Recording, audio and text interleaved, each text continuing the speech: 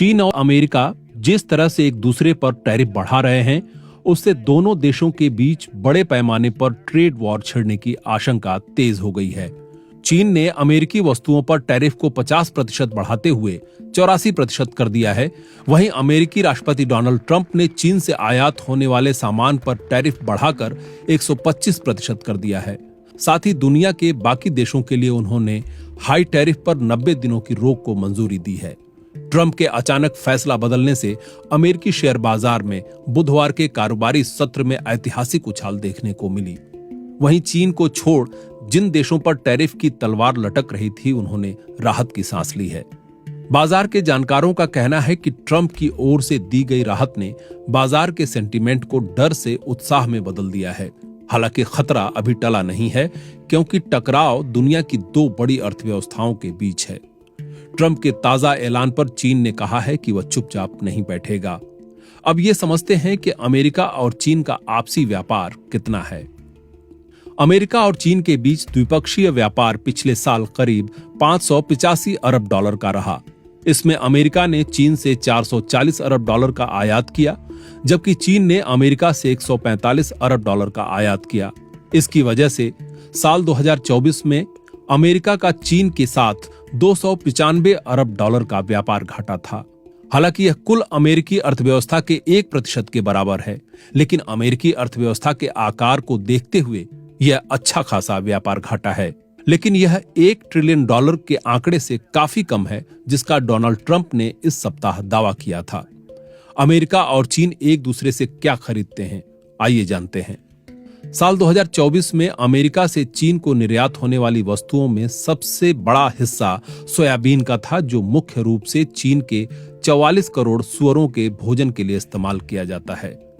America चीन को pharmaceuticals और पेट्रोलियम पदार्थ भी निर्यात करता है। दूसरी तरफ चीन से अमेरिका को निर्यात होने वाले सामान में बड़े पैमाने पर इलेक्ट्रॉनिक्स, कंप्यूटर और खिलौने हैं। इलेक्ट्रिक गाड़ियों के लिए जरूरी बैटरी का एक बड़ा हिस्सा भी चीन निर्यात करता है।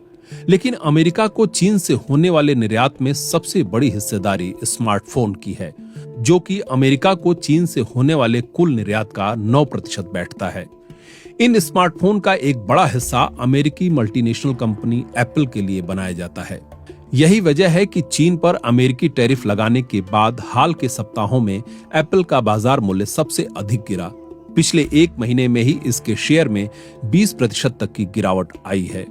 जब अपने पहले कार्यकाल में ट्रंप ने चीन पर 20% टैरिफ लगाया था, तो अमेरिका में चीन से आयातित सामान की कीमतों में अच्छी खासी बढ़ोतरी हो गई थी। अब सभी वस्तुओं पर 125% टैरिफ लगाने से अमेरिका में इन पर पड़ने वाला असर कई गुना अधिक हो जाएगा।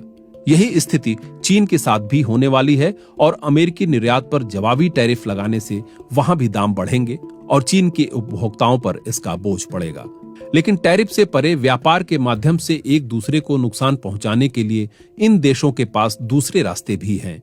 उद्योगों के लिए जरूरी तांबे से लेकर लिथियम जैसी धातुओं को रिफाइन करने में चीन की मुख्य भूमिका रही है। बीजिंग इन धातुओं को अमेरिका तक पहुंचने में बाधाएं खड़ी कर सकता है और चीन ने जर्मेनियम और गैलियम जैसी 2 धातुओं के बारे में ऐसा कर भी दिया है। इन दोनों धातुओं का इस्तेमाल सेना में थर्मल इमेजिंग और रडार के लिए किया जाता है, जबकि अमेरिका चीन पर टेक्नोलॉजिकल ब्लॉकेट को और कड़ा कर सकता है, जिसकी शुरुआत जो बाइडेन प्रशासन ने की थी।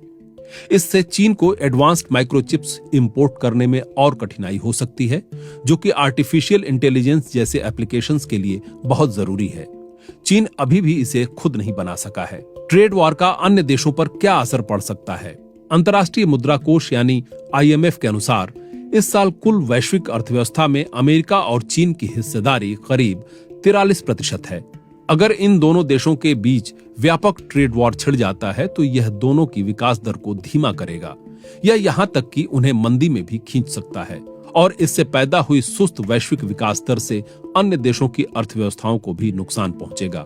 इसके अलावा वैश्विक निवेश पर भी नकारात्मक असर पड़ेगा।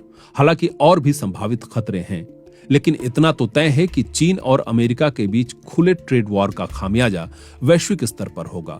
अधिकांश अर्थव्यवस्थाओं को लग रहा है कि यह काफी नकारात्मक होने वाला है।